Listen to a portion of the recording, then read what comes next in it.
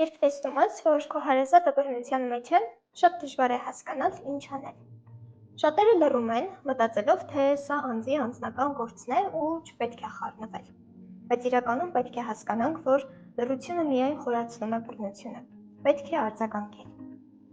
Մեզ հաճախ են հարցնում, թե ինչպես կարող ենք անձին օգնել առանց նրան վնասելու։ Իրականում պատասխանը շատ պարզ է՝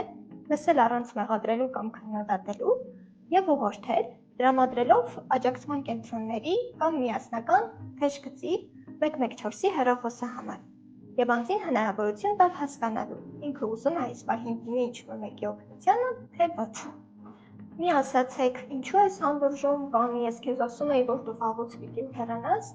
դրա փոխարեն կարող եք ասել, որ ես միշտ քո կողքին եմ, ես պատրաստ եմ քեզ լսելու, քո անվտանգությունն ինձ համար շատ կարևոր է։